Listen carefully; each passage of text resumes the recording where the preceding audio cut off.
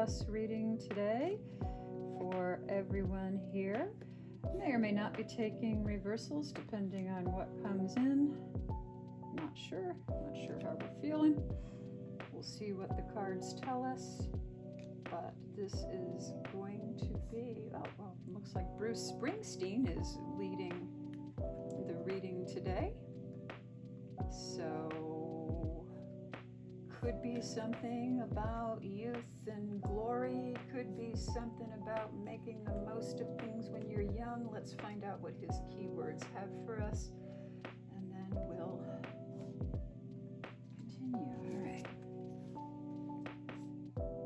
There will always be magic, even on the darkest nights. May your mistakes, like your sins, be your own. I love that. Follow the river, but keep your eyes on the sea. All right. That's wonderful. It's telling us that this reading is going to be about keeping your eyes on where you are while knowing that there is always more somewhere just ahead, and that no matter what you do, it's going to be okay. Your mistakes will be your own, so will your sins. All of it is necessary on your journey. Okay. Now, in the middle of this all, there we go. It's your heart. Your individual, unique heart. And what do we have here in the middle of the heart? We have two figures in a boat, alone on the water, but also in a nest, surrounded by something that looks like it's keeping them insulated from the larger lost realm, right? But it's still pink clouds. Everything's pink, pink, pink, pink. The heart is where the core of us lives. Seat of the soul, seat of the best parts of us. It's our mind that makes us cruel, that makes us angry, that makes us exclude people, that makes us hold back, that makes us refuse to trust, and through our refusal to trust, withhold this heart. Refuse to get into that boat with someone, or only put one foot in, keep one on the shore. We know exactly what happens to someone who tries to keep one foot in a boat and one foot on a shore, don't we? Let's find out. Behind you. Behind you, you've got the Page of Sticks, otherwise known as the Page of Swords. In this rabbit tarot, the carrots are the wands, the things that start magic, and the sticks, carrots and sticks, the sticks are the things that enforce. So you've had a bit too much of this in your past, haven't you?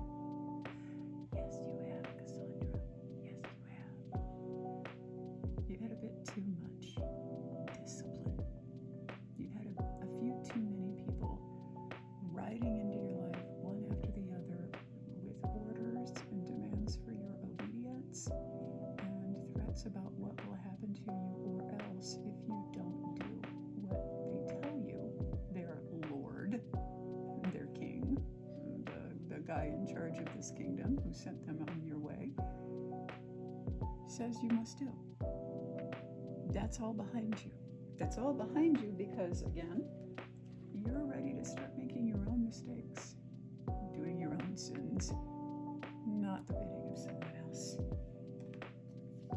Because you're here to follow your own heart. Beneath you, deep past.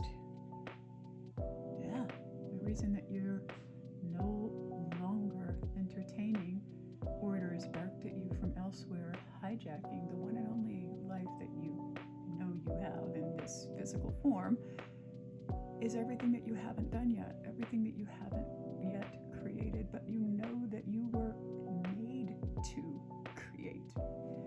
Here we have the chalice and the blade together, the two, the receptive and the active put together, that when you put them together, burst into new life, into a creative act.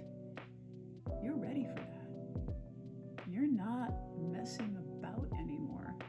driven by the passion in your own heart, the knowledge in your own heart, that seat of your soul's own purpose, your soul's own knowledge. You can't be happy just being a good soldier anymore. You've got to be out there on your own now. It may not be easy. Let's find out. Well, above you, the larger influences. It's interesting that we see this figure, which probably looks more like the figure of the death card than I think any other in the deck that I'm using, which is called Soul Cards. The obscured face, it's looking away, it's looking toward the sun, but it itself, this figure, is in the dark with dark spilling out of it. With, I don't know if you can see that, with a blade. The blade that perhaps they've been asked to wield by the knight of blades or sticks. It's been too much. Above you, that request is too much. And you, looking ahead, know that at some level you're going to have to turn it around because it's a dead end, right? You know that you've got to do what you've got to do. I'm not going to elaborate on that. So, where are you heading? Your hopes and fears? Well, one and the same as the High Priestess. You perceive all, your intuition lets you see all, not be deceived by attempts to spin straw into gold or make you think things are either better than they are or worse than they are. You have second sights, second hearing, second tasting. You've got insights as well as those external senses. So you're not only are you at a place where you know this is where you need to be living, because of who you are, it's the only way you can live. And I think maybe that's what you've realized, that you cannot live any other way. Yeah, that's it. That's exactly it.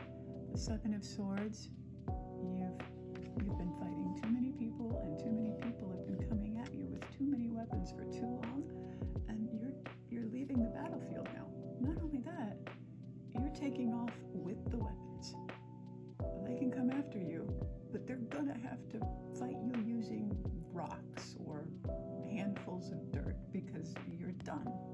You're done with the swords. You're done with the mind, the matters of overthinking things and rationalizing things to the point that you say, well, maybe they were blah, blah, blah, blah, blah. And pretty soon, you're being kinder and more generous to other people than you are to yourself.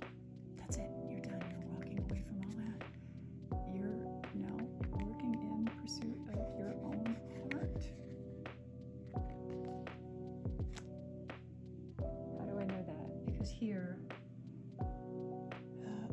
up there at this penultimate position, which can indicate actions that you need to take or not take.